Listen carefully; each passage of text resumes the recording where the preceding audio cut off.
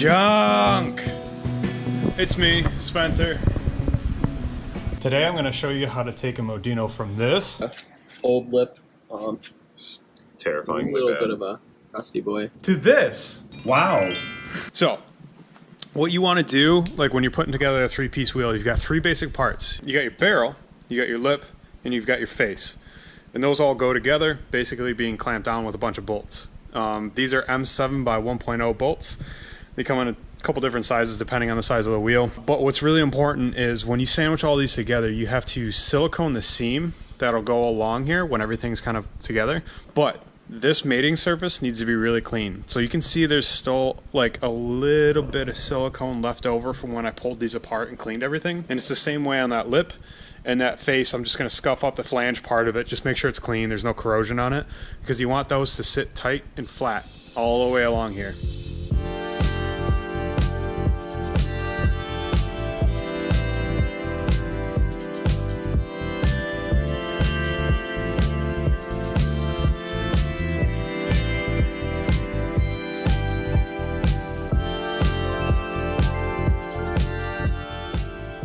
That took like forever. They're not tightened all the way down, torqued all the way down. That's what I'm going to go through and do next. But just wanted to kind of show you guys all the bolts all the way through. Oh, this one, hold on. We're going to go through and tighten them. I have to look up real quick what the torque setting is. I should know what it is, but I don't. Oh my God, where am I looking at? It's on stanceworks.com. They should know, of all people. Blah, blah, blah, blah. I'm going to hit like 18 foot-pound on a cheap-ass torque wrench. I gotta pee, that's what I gotta do. I gotta pee.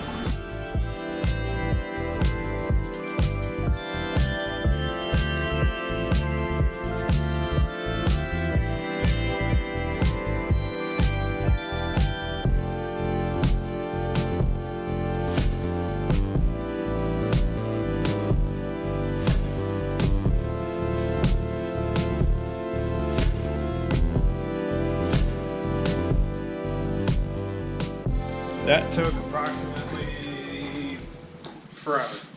So these are all torqued down to spec. The next thing that we got to do, now that those are torqued, we got to seal this spot right here. So what do we need masking tape for, you're gonna ask?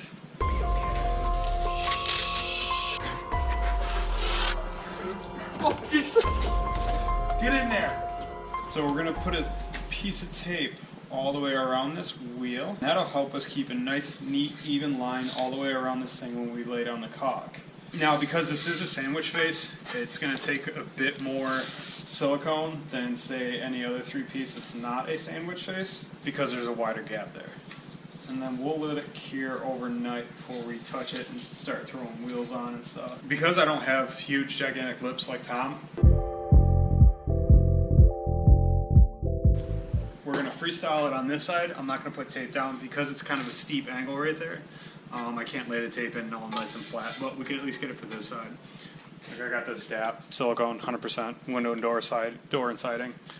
So we'll just go along this bad boy, lay a nice bead,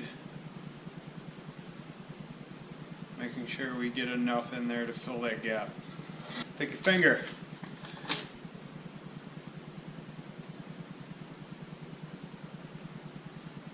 Wipe it on the inside there. You don't have to push down super hard.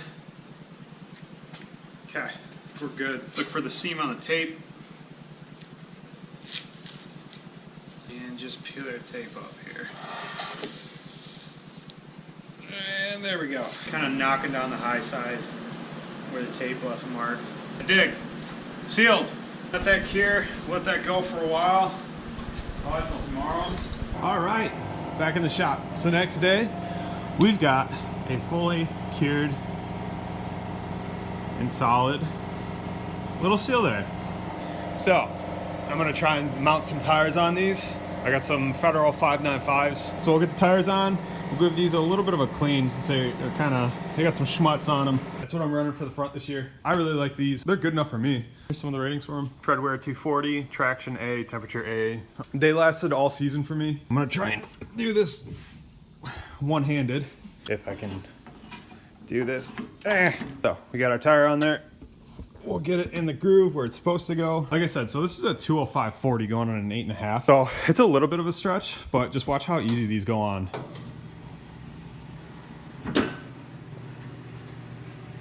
Like I barely even have to work to get this thing on there.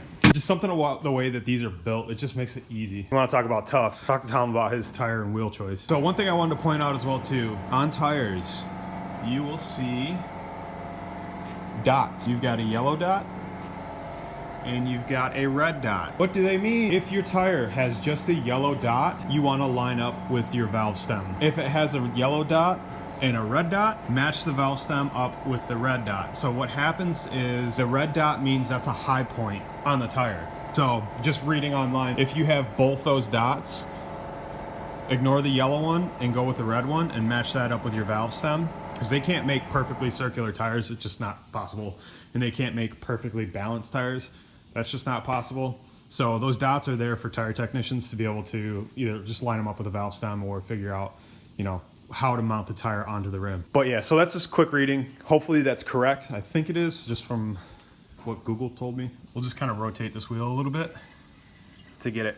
Bink. We're about to toss some air at this thing.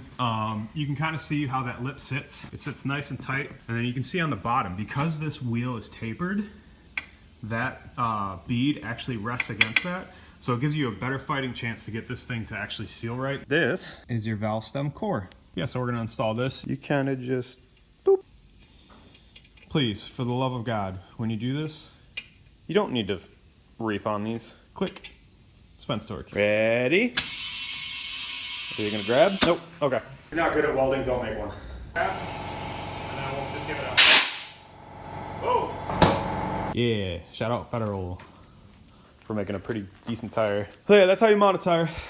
This one was super easy. It didn't take any effort at all, really. You'll have that. You get some easy ones, you get some hard ones, you get some ones that fight you all along the way.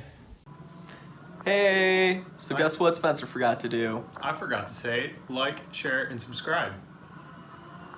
And we'll be back next time. Yep.